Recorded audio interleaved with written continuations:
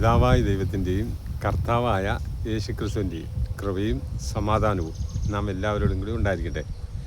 പ്രിയമുള്ളവരെ, നാം ദൈവമക്കൾ എന്ന് വിളിക്കപ്പെടുവാൻ ഇഷ്ടപ്പെടുന്നവരാണ്. അങ്ങനെ വിളിക്കപ്പെടുന്നവരും ഉണ്ട്. വാസ്തവത്തിൽ നാം ദൈവത്തിൻ്റെ മക്കൾ തന്നെയാണോ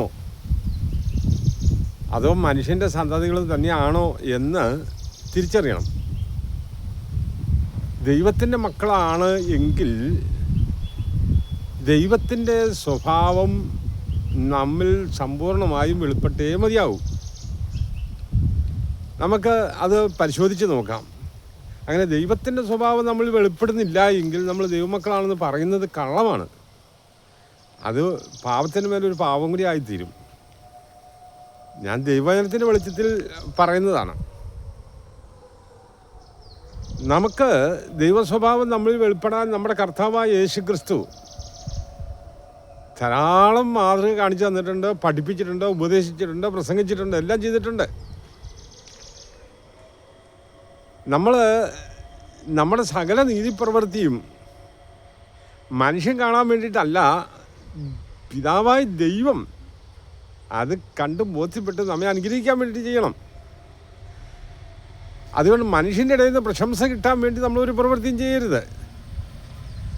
നമ്മൾ പ്രാർത്ഥിക്കുമ്പോൾ നമ്മൾ പ്രാർത്ഥനക്കാരനാണെന്ന് കാണിക്കാൻ വേണ്ടി, മനുഷ്യൻ കാണാൻ വേണ്ടി എന്ന് നമ്മൾ പ്രാർത്ഥിക്കുന്നത് മനുഷ്യൻ കണ്ടെന്നോർത്ത് കുഴപ്പമില്ല. പക്ഷേ ലക്ഷ്യം മനുഷ്യൻ കണ്ടിട്ട് നമ്മളെ പ്രശംസിക്കാൻ വേണ്ടി ആകരുത്. ഇതെല്ലാം നമ്മുടെ സ്വർഗസ്വനായ പിതാവിനോട് ബന്ധപ്പെട്ടതായിരിക്കണം. പിതാവിനെ പ്രസാദിപ്പിക്കാനും പിതാവ് നമ്മെ മനസ്സിലാക്കി നമ്മെ അനുഗ്രഹിക്കേണ്ടതിന് വേണ്ടിയായിരിക്കണം.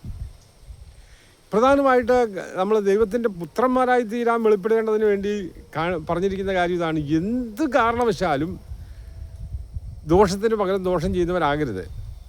ശത്രുക്കളെ സ്നേഹിക്കണം, ഒരു ചേട്ടത്തെ അടിക്കുന്നതിന് മറ്റേ ചേടും കാണിച്ചു കൊടുക്കണം, ശപിക്കുന്നവരെ അനുഗ്രഹിക്കണം, ഉപദ്രവിക്കുന്നവർക്ക് വേണ്ടി പ്രാർത്ഥിക്കണം. ഇതൊക്കെ പറഞ്ഞ് അങ്ങനെ ദൈവത്തിൻ്റെ പുത്രന്മാരായി തീരുമെന്ന് പറഞ്ഞിട്ടുണ്ട്. ഇത് ജീവിതത്തിൽ ഏതെങ്കിലും വിധത്തിൽ ഒരു സാഹചര്യം വരുമ്പോൾ നേരെ പ്രതികൂലമാണെങ്കിൽ ദൈവത്തിൻ്റെ പുത്രന്മാരല്ല എന്ന് സമ്മതിക്കണം. നമുക്ക് ഒരു അവസരം വരുമ്പോൾ കോപിച്ചെന്നോ സമനില തെറ്റിയപ്പോൾ ഞാൻ ആക്രമിച്ചെന്നോ അങ്ങനെയൊന്നും പറഞ്ഞു കഴിഞ്ഞാൽ അവർ ദൈവമക്കളല്ല. പിന്നെ അത്യുന്നതൻ്റെ പുത്രന്മാരായി തീരാൻ മനുഷ്യൻ നിങ്ങളെ സ്നേഹിക്കുന്നവരെ സ്നേഹിച്ചാൽ എന്താ പ്രയോജനം? ചുങ്കക്കാരങ്ങനെ ചെയ്യുന്നില്ലേ? അതുപോലെ തന്നെ നമുക്ക് തിരിച്ചു കിട്ടുമെന്ന് വിചാരിക്കുന്നവർക്ക് വായ്പ കൊടുത്തത് കൊണ്ട് എന്താ പ്രയോജനം? നമ്മുടെ സ്വർഗസ്വനായ പിതാവ് ദുഷ്ടന്മാരുടെ മേലും നീതിമാന്മാരുടെ മേലും സൂര്യനെ ഉദിപ്പിക്കുന്നു, നീതിമാന്മാരുടെ നീതി കെട്ടവരുടെ മേൽ തന്നെ മഴ പെയ്യിക്കുന്നു. ഇപ്രകാരം സ്വർഗസ്വനായ പിതാവ് സൽഗുണപൂർണനായിരിക്കുന്നത് പോലെ നിങ്ങളും സൽഗുണപൂർണരാകുവിൻ. ഇത് നമുക്ക് അങ്ങനെ ആകാൻ കഴിയുമെന്ന് കണ്ടിട്ടാണ് ദൈവം നമ്മോടത് ആവശ്യപ്പെട്ടിരിക്കുന്നത്. നമ്മുടെ കർത്താവായ യേശുക്രിസ്തു പൂർണ്ണമായും തൻ്റെ പിതാവിൻ്റെ സ്വഭാവം വെളിപ്പെടുത്തിയ ആളാണ്. ആദിജാതനാണ്, പിതാവായ ദൈവത്തിൻ്റെ ആദിജാതനാണ്. കാരണം ക്രിസ്തുവിനോട് കൂടി അനേകം മക്കൾ വേറെ ഉണ്ടെന്നാണ് അതിൻ്റെ അർത്ഥം. അതുകൊണ്ട് നാം ക്രിസ്തുയേശു വെളിപ്പെട്ടതുപോലെ പിതാവിൻ്റെ സ്വഭാവം നമ്മളിലും വെളിപ്പെടണം. നമുക്ക് ഒരു അല്പസമയത്തെ ചിന്തയ്ക്ക് വേണ്ടിയിട്ട് എഫേസ്യ ലേഖനം 5-ാം അധ്യായത്തിൻ്റെ 1 വരെയുള്ള വാക്യങ്ങൾ ഇങ്ങനെ നമുക്ക് ചിന്തിക്കാം. ആയാൽ പ്രിയമക്കൾ എന്ന പോലെ ദൈവത്തെ അനുകരിക്കുന്നവരാകും. ദൈവത്തെ അനുകരിക്കാൻ നമുക്ക് സാധിക്കുമെന്നാണ് അതിൻ്റെ അർത്ഥം. നമ്മുടെ കർത്താവായ യേശുക്രിസ്തു നമുക്ക് വേണ്ടി പിതാവായ ദൈവത്തിന് പ്രസാദമുള്ള സൗരഭ്യവാസനയായി തന്നെത്താൻ വഴിപാടും യാഗമായി അർപ്പിച്ചതുപോലെ നമ്മൾ സ്നേഹത്തിൽ നടക്കുവിൻ. ദൈവത്തിൻ്റെ സ്നേഹത്തിൽ നടപ്പിൻ. സ്നേഹത്തിന് വിപരീതമായി ഒന്നും നമ്മൾ വെളിപ്പെടരുത്.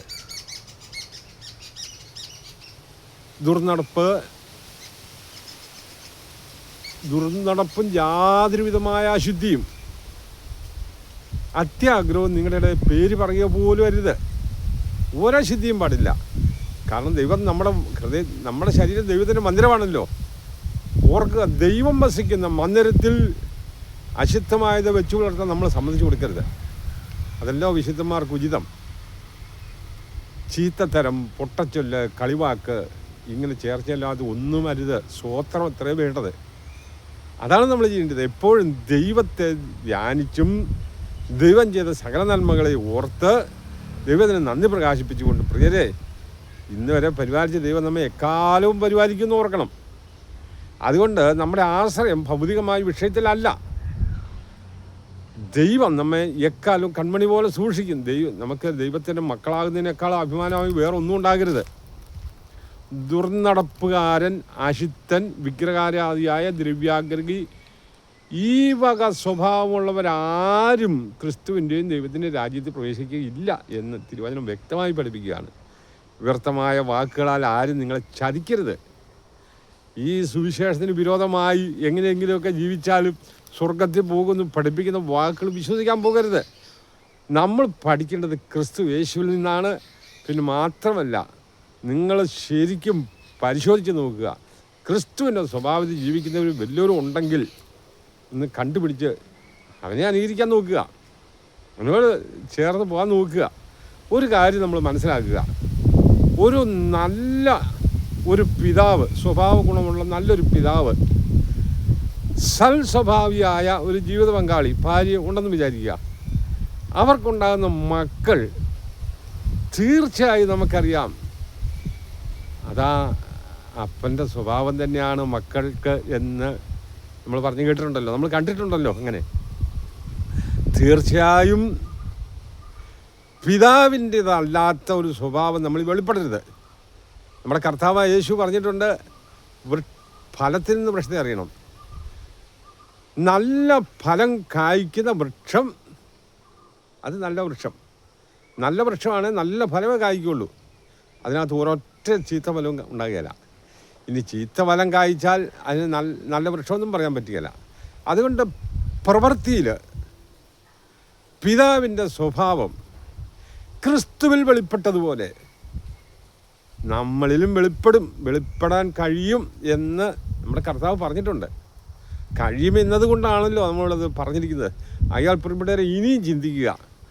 നമ്മൾ ഏതെങ്കിലും മതത്തിലോ പാരമ്പര്യത്തിലോ നിന്നേച്ചിട്ട് സ്വർഗത്തിൽ പോകുമെന്നോ വ്യർത്ഥമായി പഠിപ്പിക്കുന്ന കാര്യങ്ങളൊക്കെ വിട്ടുപേക്ഷിച്ചിട്ട് ഞാൻ വാസ്തവമായും ദൈവവചനപ്രകാരം തന്നെ ആണോ ജീവിക്കുന്നത് എന്ന് ഉറപ്പുവരുത്തണം. നമുക്ക് സമയം വളരെ പരിമിതമല്ല, വളരെ കുറച്ച് കാലത്തെ ജീവിതമല്ല ഉള്ളൂ. നമ്മൾ ലോകത്തിൽ വേറെ ഏതെങ്കിലും ഒരു കാര്യത്തിൽ നമ്മൾ മുന്നേറുന്നു എന്നതുകൊണ്ട് നമ്മൾ സ്വർഗരാജ്യത്തിൽ പ്രവേശിക്കില്ല. ഈ ലോകത്തിൻ്റെ ബന്ധങ്ങളോ കൂട്ടുകെട്ടുകളോ സാമ്പത്തികമായ ഭദ്രതയോ അല്ല ഉയർന്ന വിദ്യാഭ്യാസമോ അല്ലെങ്കിൽ എന്തെങ്കിലും ജോലി, ഇതൊന്നും അല്ല. ദൈവ വിഷയത്തിൽ നമ്മൾ സമ്പന്നരാണെങ്കിൽ, കുറ്റമറ്റവരാണെങ്കിൽ, ദൈവത്തിൻ്റെ ആത്മാവ് സത്യമായി നമ്മളെ നിയന്ത്രിച്ച് നടത്തുന്നുവെന്ന് ഉറപ്പുണ്ടെങ്കിൽ മാത്രം നമ്മൾ ദൈവമക്കളാണ്. അല്ലെങ്കിൽ ഇപ്പം തന്നെ മാനസാന്തരപ്പെട്. പ്രിയരെ, മതവും ജാതിയും ഒന്നും മനുഷ്യനെ രക്ഷിക്കുകയില്ല. ദൈവവചനം കൃത്യമായി പഠിക്കുക. ക്രിസ്തുയേശുവിൻ്റെ സഹോദരന്മാരായി തീരാൻ ദൈവം നമുക്ക് കൃപ തന്നിട്ടുണ്ട്. യേശുവിനെ കൈക്കൊണ്ട് അവൻ്റെ നാമത്തിൽ വിശ്വസിക്കുന്ന ഏവർക്കും ദൈവത്തിൻ്റെ മക്കളായി തീരുവാൻ അവൻ കഴിവ് നൽകി. അത് നമ്മൾ ഉപയോഗിക്കണം. കഴിവ് തന്നിട്ടുണ്ട്, അധികാരമേ തന്നിട്ടുള്ളൂ. അത് ആയിത്തീരേണ്ടത് നമ്മുടെ ചുമതലയാണ്. പ്രിയരെ, അതുകൊണ്ട് ഉദാസീനമായി ജീവിക്കാതെ, അലക്ഷ്യമായി ജീവിക്കാതെ, എങ്ങനെയെങ്കിലും ജീവിച്ചാൽ സ്വർഗത്തിൽ പോകുന്നുള്ള ചിന്ത വെടിഞ്ഞ് നമ്മൾ ജാഗ്രതയുള്ളവരാകുക, വിശുദ്ധരാകാൻ നോക്കുക. യാതൊരുവിധ പാപ സ്വഭാവങ്ങളും നമ്മളില്ലാന്ന് ഉറപ്പ് വരുത്തി ജീവിക്കുക. ക്രിസ്തുവിൻ്റെ സ്വഭാവത്തിൽ ജീവിക്കുക.